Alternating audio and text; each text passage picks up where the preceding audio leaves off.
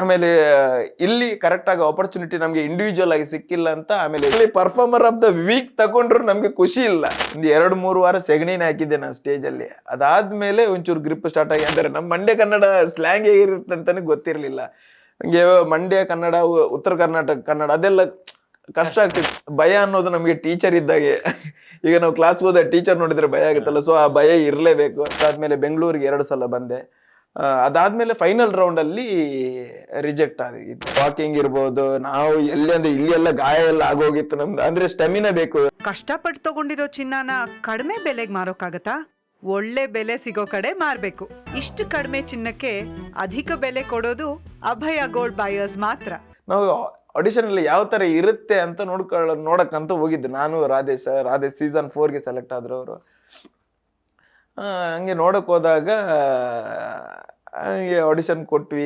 ನಾವು ಪ್ರಿಪೇರ್ ಏನು ಇರಲಿಲ್ಲ. ಏನು ರೆಡಿಯಾಗಿ ಬಂದಿದ್ದೀರಿ ಅಂತ ಕೇಳಿದ್ರು. ನಾವು ಇಲ್ಲ ಅಂತ ಹೇಳಕ್ಕಾಗಲ್ಲಲ್ವ. ಹೌದು ಸರ್, ರೆಡಿ ಆಗಿದ್ದೀನಿ. ಮತ್ತೆ ತುಳು ಡ್ರಾಮಾ ಎಲ್ಲ ಮಾಡ್ತಿದ್ದಲ್ಲ, ಅದನ್ನೇ ಕನ್ನಡ ಕನ್ವರ್ಟ್ ಮಾಡಿ ಏನೇನೋ ಅರ್ಧಂಬರ್ಧ ನಮ್ಮ ಕನ್ನಡ ಬೇರೆ, ಅಲ್ಲಿ ಮಂಡ್ಯ ಕನ್ನಡ ಮಾತಾಡಕ್ಕೆ ಕೇಳ್ತಿದ್ದಾರೆ. ನಮ್ಮ ಮಂಡ್ಯ ಕನ್ನಡ ಸ್ಲ್ಯಾಂಗ್ ಹೇಗಿರುತ್ತೆ ಅಂತಾನೆ ಗೊತ್ತಿರಲಿಲ್ಲ ನಂಗೆ. ಮಂಡ್ಯ ಕನ್ನಡ, ಉತ್ತರ ಕರ್ನಾಟಕ ಕನ್ನಡ ಅದೆಲ್ಲ ಕಷ್ಟ ಆಗ್ತಿತ್ತು. ವರ್ಡಿಂಗೇ ಬೇರೆ ಇರುತ್ತೆ, ನಮ್ಮ ವರ್ಡಿಂಗೇ ಬೇರೆ, ನಮ್ದು ಬರವಣಿಗೆ ಕನ್ನಡ ಇರುತ್ತೆ. ಸೊ ಆ ಥರ ಎಲ್ಲ ಕಷ್ಟ ಆಗ್ತಿತ್ತು ಅಲ್ಲಿ. ಅದಾದ್ಮೇಲೆ ನೆಕ್ಸ್ಟ್ ಡೇ ಮಂಗಳೂರಲ್ಲಿ ಆಡಿಷನ್ ಇತ್ತು, ಅಲ್ಲಿಗೆ ಬರಕ್ಕೆ ಹೇಳಿದ್ರು. ಅಲ್ಲಿ ಆಡಿಷನ್ ಕೊಟ್ಟೆ. ಅದಾದ್ಮೇಲೆ ಬೆಂಗಳೂರಿಗೆ 2 ಸಲ ಬಂದೆ. ಅದಾದ್ಮೇಲೆ ಫೈನಲ್ ರೌಂಡ್ ಅಲ್ಲಿ ರಿಜೆಕ್ಟ್ ಆಗಿದ್ದೆ ನಾನು. ಬಟ್ ಆಮೇಲೆ ಸೀಸನ್ 3 ಚಾಂಪಿಯನ್ಶಿಪ್, ಅದಕ್ಕಿಂತ ಮುಂಚೆ ಚಾಂಪಿಯನ್ಶಿಪ್ಗೆ ಬಂದಿದ್ದೆ ನಾನು. ಚಾಂಪಿಯನ್ಶಿಪ್ ಅಂದ್ರೆ ಟೀಮಲ್ಲಿ ಇತ್ತು. ಟೀಮಲ್ಲಿ ನಾನೊಬ್ಬ, ಮತ್ತೆಲ್ಲ 4 ಜನನು ಎಕ್ಸ್ಪೀರಿಯನ್ಸ್. ಅದ್ ಬೇರೆ, ನಾನು ನಯನನ್ ಟೀಮಲ್ಲಿ ಬಂದು ಬಿದ್ದಿದ್ದೆ. ಅವಳು ನಟರಾಕ್ಷಸಿ. ನಂಗೆ ಇಲ್ಲಿ ಏನ್ ಮಾಡ್ಬೇಕಂತಾನೆ ಗೊತ್ತಿಲ್ಲ. ಒಂದು 2-3 ವಾರ ಸೆಗಣಿನ ಹಾಕಿದ್ದೆ ನಾನು ಸ್ಟೇಜ್ ಅಲ್ಲಿ. ಅದಾದ್ಮೇಲೆ ಒಂಚೂರು ಗ್ರಿಪ್ ಸ್ಟಾರ್ಟ್ ಆಗಿ, ಆಮೇಲೆ ಅಪ್ಪಣ್ಣನ ಟೀಮಲ್ಲಿ ನಾನು ಮರಿಹೆಬ್ಬವ್ ಅಂತ ಒಂದು ಮಾಡಿದ್ದೆ. ಅಲ್ಲಿ ಕ್ಲಿಕ್ ಆಗಿದ್ದು.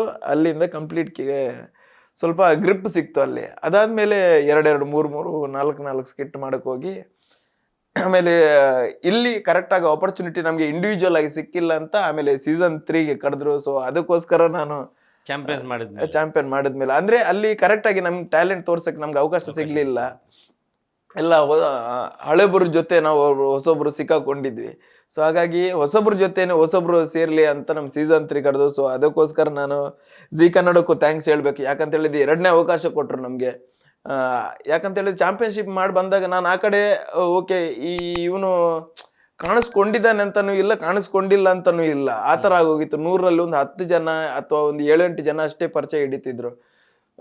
ನನ್ಗೂ ಒಂಥರ ಇದಾಗಿತ್ತು, ಅಯ್ಯೋ ನಾನು ಈ ಸೀಸನ್ಗೆ ಬಂದು ಸಿಕ್ಕಾಕೊಂಡ, ಸೀಸನ್ 3ಗಾದ್ರೂ ಟ್ರೈ ಮಾಡ್ತಿದ್ದೆ ನಾನು, ಆ ಥರ ಎಲ್ಲ ಇದಾಗಿತ್ತು. ಬಟ್ ಸೀಸನ್ 3ಗೆ ಸೆಲೆಕ್ಟ್ ಮಾಡಿದ್ರು. ಸೊ ಅದಕ್ಕೋಸ್ಕರ ಶರಣಯ್ಯ ಸರ್ ಆಗಿರ್ಬೋದು, ರಾಘವೇಂದ್ರ ಹುಣಸೂರು ಸರ್ ಆಗಿರ್ಬೋದು, ನಮ್ಮ ಸತೀಶ್ ಸರ್ ಆಗಿರ್ಬೋದು, ಎಲ್ಲ ಮೆಂಟರ್ಗೂ, ಡೈರೆಕ್ಟರ್ಗಳಿಗೆ ಎಲ್ರಿಗೂ ಒಂದು ದೊಡ್ಡ ಧನ್ಯೋಸ್ಮಿ ನನ್ನ ಈ ಕಡೆಯಿಂದ. ಅಲ್ಲಿ ಆ ಶೂಟಿಂಗ್ ಟೈಮಲ್ಲಿ ಏನಾದರೂ ಎಕ್ಸ್ಪೀರಿಯನ್ಸ್ ಇದೆಯಾ? ಅಂದರೆ ಸಿನಿಮಾಗಳು ಮಾಡಿಲ್ಲ ಅದಕ್ಕಿಂತ ಮುಂಚೆ ನೀವು? ಇಲ್ಲ, ತುಳು ಸಿನಿಮಾ ಎಲ್ಲ ಮಾಡಿದ್ದೆ. ಬಟ್ ಸ್ಕಿಟ್ಗಳು ಮಾಡ್ಕೊಂಡ್ ಬರ್ತಾ ಇದ್ರಿ. ಸಡನ್ ಆಗಿ ಒಂದು ದೊಡ್ಡ ಚಾನಲ್ ಅಲ್ಲಿ ಒಂದು ರಿಯಾಲಿಟಿ ಶೋಗೆ ಬರ್ತೀರಾ ನೀವು. ಸುತ್ತಮುತ್ತ ಒಂದು 20 ಕ್ಯಾಮ್ರಾಗಳು ಇರ್ತವೆ, 14 camera. Morning to evening shoot ಇರುತ್ತೆ. ನಿಮಗೆ ಅವ್ರದ್ದು ಏನೇನೋ ಪ್ಲಾನ್ಸ್ ಇರುತ್ತೆ. ರೀಟೇಕು, ಇನ್ನೊಂದು ಟೇಕು, ಹೀಗೆ ಬರಬೇಕು, ಹಾಗೆ ಬರಬೇಕು, ಐಡಿಯಾ ಇರುತ್ತೆ. ದೊಡ್ಡ ಜಡ್ಜಸ್ನ ನೋಡ್ತೀರಾ ನೀವು, ಸೆಲೆಬ್ರಿಟಿಗಳನ್ನ. ಅಲ್ಲಿ ಬಂದಾಗ ಹೇಗಿತ್ತು ನಿಮ್ಮ ಅನುಭವ ಆ ಸ್ಟೇಜಲ್ಲಿ? ತಪ್ಪುಗಳು ಮಾಡಿ ನರ್ವಸ್ ಆಗಿ? ನರ್ವಸ್ ಅದೇ, ನಾನು ಚಾಂಪಿಯನ್ಶಿಪ್ ಅಲ್ಲಿ ಒಂದು 3-4 ನಂಗೆ ಇವಾಗ್ಲೂ ಸ್ಟೇಜ್ಗೆ ಹೋದಾಗ ಅಷ್ಟೇ ಭಯ ಇರುತ್ತೆ ನಂಗೆ. ಅದೊಂದು ಇದು ಪುಸ್ತಕದಲ್ಲಿ ಓದಿದ್ ನಾನು. ಭಯ ಅನ್ನೋದು ನಮಗೆ ಟೀಚರ್ ಇದ್ದಾಗೆ. ಈಗ ನಾವು ಕ್ಲಾಸ್ ಹೋದ ಟೀಚರ್ ನೋಡಿದ್ರೆ ಭಯ ಆಗುತ್ತಲ್ಲ, ಸೊ ಆ ಭಯ ಇರಲೇಬೇಕು. ಸೊ ಅಂತ ಅನ್ಕೊಂಡಿದ್ದೀನಿ ನಾನು, ಸ್ಟೇಜ್ಗೆ ಹೋಗ್ಬೇಕಾದ್ರೆ ಭಯ ಇರಲೇಬೇಕಂತ. ಸೊ ಸ್ಟೇಜ್ಗೆ ಹೋದ್ಮೇಲೆ ನಾವು ಮಾಡೋ ಪಂಚಿಗೆ ಒಂದು 2-3 ಲಾಫ್ ಅಥವಾ ಕ್ಲಾಪ್ ಬಂದ್ರೆ ಅಲ್ಲಿಂದ ಚಾರ್ಜ್ ಆಗಕ್ಕೆ ಸ್ಟಾರ್ಟ್ ಆಗ್ತೀವಿ. ಮತ್ತೆ ನಾವು ಅಲ್ಲಿ ಸ್ಟೇಜಿಗೆ ಬರ್ಬೇಕಾದ್ರೆ ಆಲ್ಮೋಸ್ಟ್ ಪ್ರಿಪೇರ್ ಆಗಿರ್ತೀವಿ. ನಾವು ಹೇಗೆ ಪ್ರಿಪೇರ್ ಆಗಿರ್ಬೇಕು ಅಂದ್ರೆ, ನಮ್ಮ ಮುಂದ್ಗಡೆ ಇರೋನ್ ಕೂಡ ಮಿಸ್ ಮಾಡಿದ್ರೆ ನಾವು ಎತ್ಕೊಂಡು ಹೋಗ್ಬೇಕು, ಅದನ್ನು ಕರೆಕ್ಟ್ ಮಾಡ್ಕೊಂಡು ಹೋಗ್ಬೇಕು.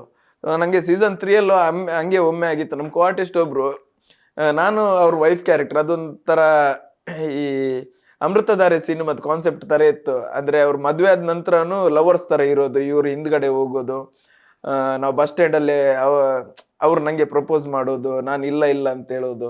ಸೊ ಆ ಥರ ಕಾನ್ಸೆಪ್ಟ್ ಇತ್ತು. ಇವ್ರು ಏನು ಮಾಡಿದ್ದಾರೆ, ಫಸ್ಟ್ ಪೇಜಲ್ಲಿ ಒಂದು 3/4 ಪೇಜ್ ಕರೆಕ್ಟ್ ಬಂದಿದ್ದಾರೆ.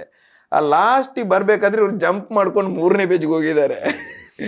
3ನೇ ಪೇಜಿಂದ ರೀ ಆಗಲ್ಲ ರೀ ಈಗ ಅಂತ ಮತ್ತೆ ವಾಪಸ್ ಕರ್ಕೊಂಡು ಬಂದೆ 1.5 ಪೇಜ್ ಕರೆಕ್ಟ್ ಬಂದ್ರು. 1.5 ಪೇಜಿಂದ ಮತ್ತೆ 5ನೇ ಪೇಜ್ಗೆ ಹೋಗ್ಬಿಟ್ರು. ಅಯ್ಯೋ ಯಾರು ಗುರು ಇದು ನಂಗೆ ಆಗ್ತಿಲ್ಲ ಅಂತ.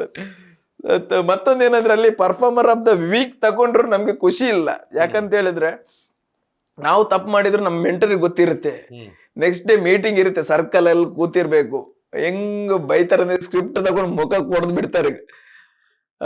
ಮತ್ತೆ ಅಲ್ಲಿ ನಾವು ರಿಹರ್ಸಲ್ ತುಂಬಾ ಇರುತ್ತೆ. ಮೆಂಟರ್ಗಳಿದ್ ಪಾರ್ಟ್ ತುಂಬಾ ಇರುತ್ತೆ, ರೈಡರ್ಗಳಿದ್ ಪಾರ್ಟ್ ತುಂಬಾ ಇರುತ್ತೆ. ಪ್ರತಿ ವಾರ 6 ಸ್ಕಿಟ್ ರೆಡಿ ಮಾಡ್ಬೇಕು ಅಥವಾ ಜಾಸ್ತಿಯೇ ರೆಡಿ ಮಾಡಿರ್ತಾರೆ. ಅಲ್ಲಿಗೆ ಎಷ್ಟು ಬೇಕೋ ಆ ವಾರಕ್ಕೆ ಯಾವ್ದು ಒಳ್ಳೇದಿದೆ ಅದನ್ನ ಸೆಲೆಕ್ಟ್ ಮಾಡಿ ನಮ್ಗೆ ಕೊಡ್ತಾರೆ.